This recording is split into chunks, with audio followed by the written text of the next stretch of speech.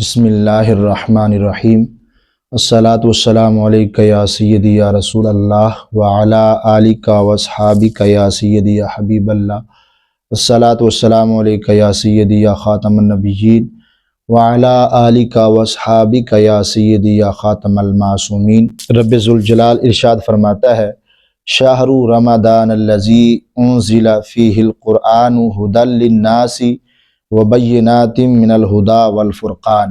اللہ فرماتا ہے رمضان کا مہینہ جس میں قرآن اترا، یعنی یہ اتنی عظمتوں والا مہینہ ہے کہ رب فرماتا ہے کہ یہ وہ رمضان کا مہینہ ہے کہ جس میں قرآن مجید برہان رشید اترا۔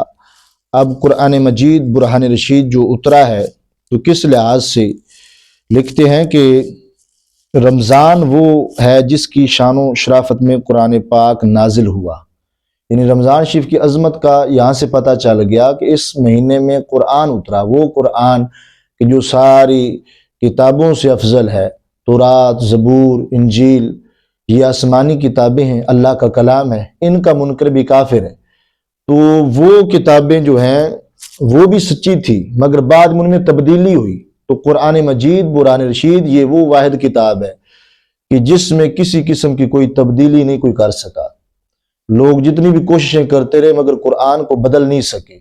تو یہ قرآن جو ہے یہ ان کی گواہی دیتا ہے کہ وہ سچی کتابیں ہیں، جتنی آسمانی کتب ہیں وہ سچی ہیں اور اللہ کا کلام ہے۔ یہ قرآن مجید برہان رشید ان کا نگہبان ہے، ان کی جو ہے یہ ویلیو بتاتا ہے کہ وہ سچی تھی۔ تو اس رمضان شریف میں پھر قرآن نازل ہوا، تو پھر جس مہینے میں قرآن نازل ہوا ہو تو اس مہینے کی کیا شان ہوگی۔ تو اس واسطے کہتے ہیں کہ جس کی شان و شرافت میں قرآن پاک نازل ہوا، کہتے ہیں یہ کہ قرآن کریم میں نزول کی ابتدا رمضان میں ہوئی۔ آگے کہتے ہیں کہ یہ قرآن کریم با تمامہ رمضان مبارک کی شب قدر میں لوح محفوظ سے آسمان دنیا کی طرف اتارا گیا اور بیت العزت میں رہا، یعنی حضرت جبرائیل علیہ السلام جو ہیں وہ وقتاً فوقتاً جہاں جہاں ضرورت پڑتی تھی وحی کی تو وہ ہمارے آقا حضرت محمد مصطفیٰ صلی اللہ علیہ وسلم پر لے کر آتے تھے ضرورت کے مطابق۔ تو کہتے ہیں کہ لوح محفوظ سے آسمان دنیا کی طرف اتارا گیا، آسمان دنیا کی طرف، اور بیت العزت میں رہا۔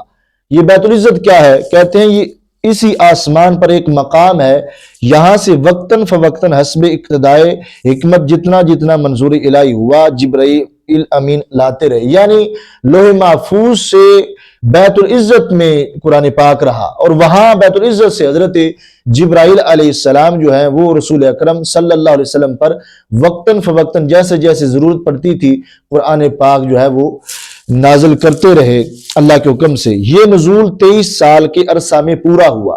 23 سال کہا جاتا ہے کہ 23 سال میں قرآن پاک جو ہے وہ مکمل نازل ہوا۔ اب یہ جو جب آخری مطلب کہ آیات آئی تھی تو وہ شب قدر کو تھی، شب قدر کو آخری تھی، اور اس رات کو قرآن پاک جو ہے وہ مکمل ہو گیا۔ وہ شب قدر کے جس کو 1000 مہینوں سے افضل کہا جاتا ہے وہ رات۔ تو لہذا پتہ چلا کہ جس مہینے میں قرآن پاک اترا ہے اس مہینے کی بہت بڑی عظمت ہے۔ تو اللہ فرماتا ہے فمن شاہد منکم الشہر فلیصمہ، تو تم میں جو کوئی یہ مہینہ پائے ضرور اس کے روزے رکھے، یعنی ضرور کہا گیا۔ عاقل بالغ مسلمان جس پر روزہ فرض ہے، مرد ہے یا عورت ہے، تو اس پر روزہ جو ہے وہ لازم قرار دیا گیا۔ رب ذوالجلال فرماتا ہے پس جو کہ تم میں سے حاضر ہو اس مہینے میں تو وہ ضرور روزے رکھے۔ تو میرے بھائیوں یہ جو رمضان المبارک کا ہمیں مہینہ دیا گیا جس کی اتنی عظمتیں بیان ہو رہی ہیں، اس میں جو بندہ عبادت کرتا ہے اس کی بھی ویلیو اور مقام بیان کیا گیا۔ تو جو بندہ پھر اس مہینے میں غفلت برتے گا اس کو عذاب بھی تو ہے۔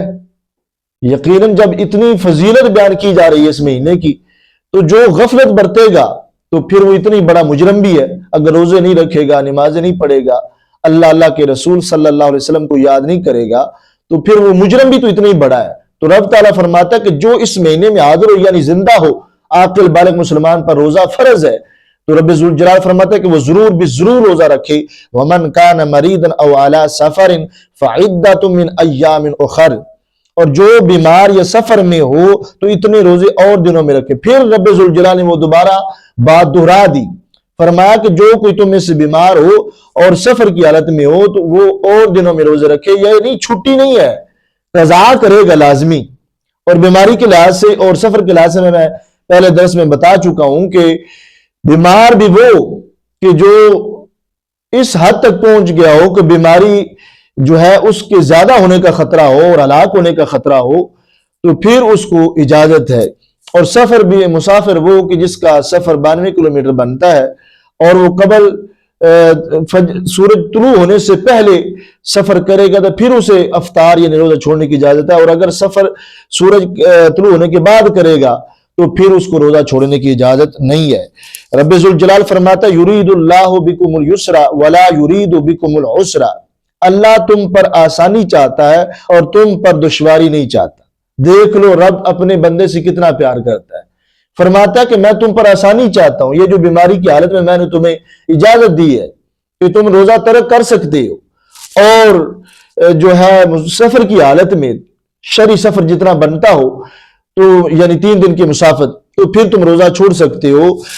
تو پتہ چلا کہ رب ذوالجلال اپنے بندوں سے کتنا پیار کرتا ہے۔ تو جس رب نے روزہ رکھنے کا حکم دیا ہے اس نے دیکھ لو ترک کرنے کا حکم دیا، کیوں؟ انسان کی آسانی کے لیے، مگر مجبوری پائی جائے تو تب ہے کہ بیمار بندہ ہو اور سفر میں ہو تو تب اجازت ہے، ویسے اجازت نہیں ہے۔ اور پیچھے رب نے فرما دیا کہ وَأَن تَصُومُوا خَيْرٌ لَكُمْ، اور تمہارا روزہ رکھنا بہتر ہے تمہارے لیے، ان کنتم تعلمون، اگر تم جانتے ہو، یعنی اگر تم روزے کی ویلیو مقام و مرتبہ جان لو اور تمہیں پتہ ہو کہ قیامت میں رب ذوالجلال اس پر کتنا بڑا اجر عطا فرمائے گا۔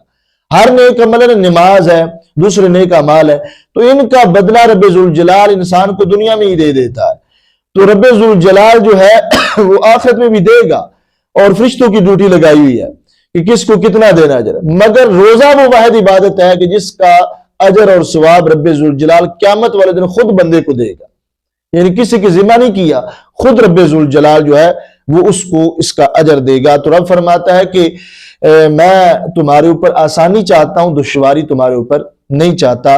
وَلِتُكْمِلُوا الْعِدَّةَ وَلِتُكَبِّرُوا اللَّهَ عَلَى مَا هَدَاكُمْ وَلَعَلَّكُمْ تَشْكُرُونَ، اور اس لیے کہ تم گنتی پوری کرو۔ گنتی پوری کرنی ہے، جو تندرست ہے، صحت مند ہے اور وہ عاقل بالغ بھی ہے، جس کو یعنی شریعت نے روزہ کہا، جس پہ لازم قرار دیا، تو اس نے گنتی لازمی پوری کرنی ہے۔ اور ایک روزہ جو چھوڑنے کا عذاب ہے وہ بہت زیادہ ہے، کئی سال جو ہیں وہ جہنم کی آگ میں، کئی 100 سال جہنم کی آگ میں جلنا پڑے گا ایک روزہ چھوڑنے کی وجہ سے، شریعت میں یہ ہے۔ تو یہ بتاؤ کہ جو 30 نہیں رکھتے اور جو گنتی پوری نہیں کرتے، ادھر ان کا رب جو ہے وہ حکم دے رہا ہے کہ وَلِتُكْمِلُوا الْعِدَّةَ، تم نے گنتی جو ہے وہ پوری کرنی ہے، وَلِتُكَبِّرُوا اللَّهَ، اور بڑائی بیان کرو اللہ کے لیے، عَلَى مَا هَدَاكُمْ، اسی پر کہ اس نے تمہیں ہدایت دی، وَلَعَلَّكُمْ تَشْكُرُونَ، اور کہیں تم حق گزارو، یعنی تاکہ تم شکر گزار بن جاؤ۔ رب ذوالجلال فرماتا ہے بڑائی جو ہے اس مہینے میں نہیں، صرف ہر مہینے میں بڑائی صرف رب ذوالجلال کے لیے، یہی کہنا ہے کہ اللہ اکبر اللہ اکبر، اللہ سب سے بڑا ہے، اور پھر ہر لحاظ سے اسے بڑا ماننا ہے۔ سمجھ آ رہی کہ نبیوں ولیوں کو پیدا کرنے والا بھی ایک رب ہے، تو لہذا نبیوں ولیوں کی اتنی بڑی شان ہے، تو پھر جو نبیوں ولیوں کو بھی پیدا کرنے والا ہوگا اس کی اپنی شان کا عالم کیا ہوگا۔ تو اس واسطے میرے بھائیوں، اس ماہ مقدس میں خوب عبادت کرو، رب ذوالجلال کو راضی کرو۔ اللہ جل جلالہ ہم سب کا حامی و ناصر ہو۔ وآخر دعوانا ان الحمد للہ رب العالمین۔